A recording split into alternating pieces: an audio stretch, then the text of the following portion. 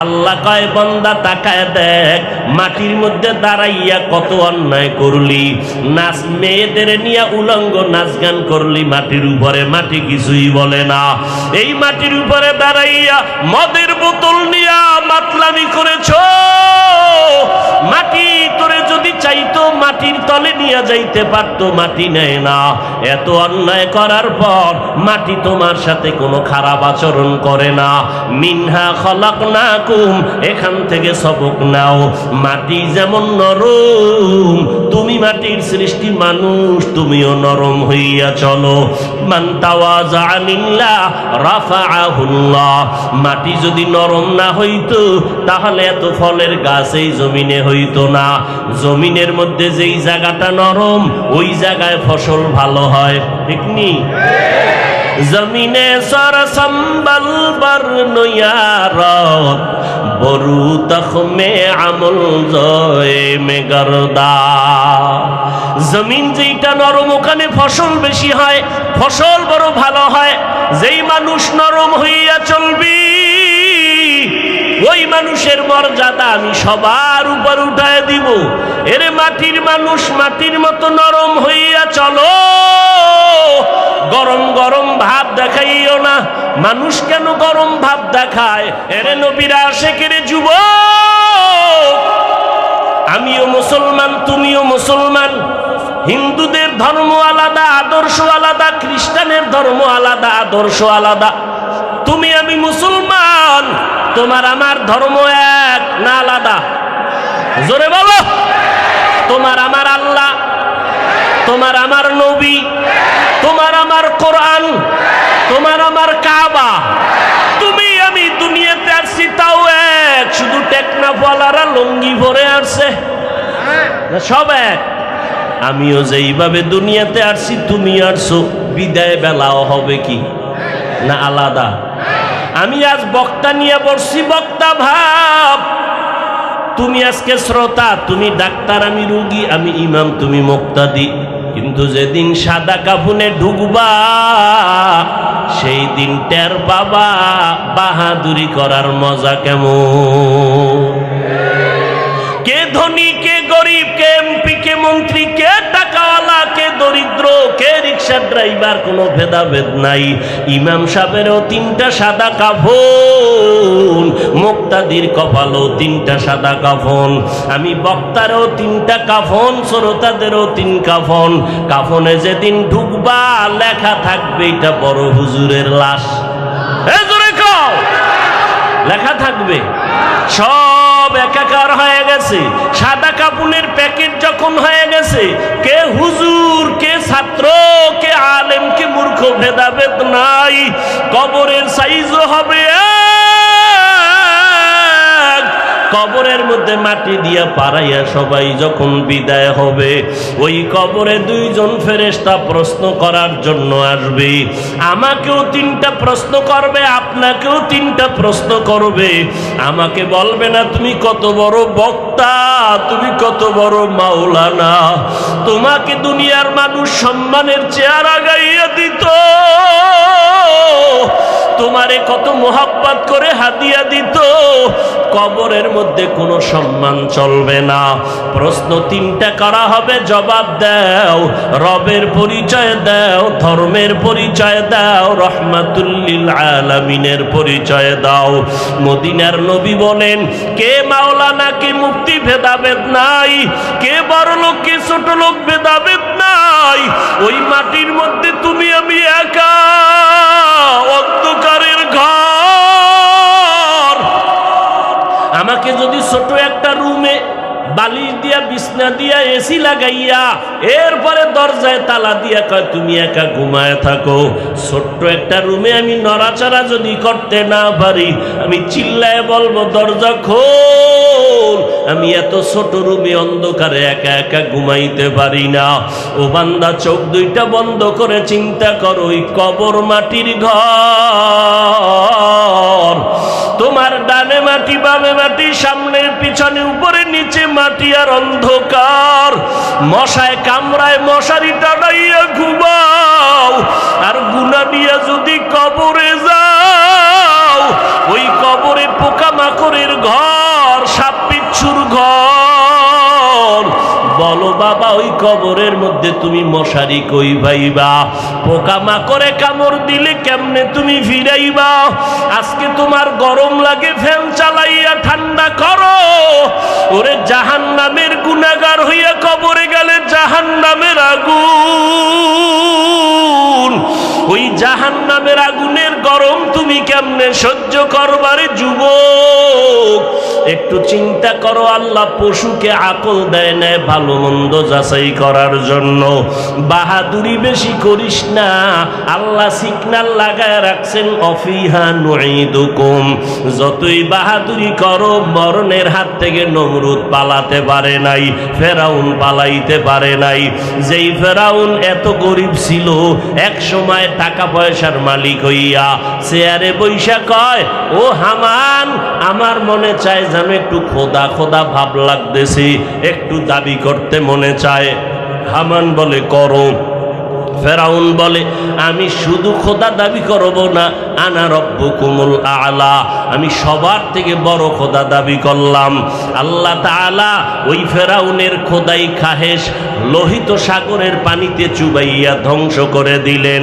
এরে আল্লাহর বান্দারা, এই করোনার ভিতরে তাকায় দেখো, গোটা দুনিয়াটা স্তব্ধ হয়ে গেল।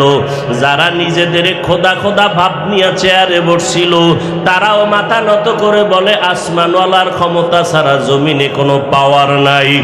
এরে আল্লাহর বান্দা, নবী বলেন ওই কবরে প্রশ্ন তিনটা হবে, আর কোনো কথা হবে না। রবের পরিচয় দাও, ধর্মের পরিচয় দাও, রহমাতুল লিল আলামিনের পরিচয় দাও।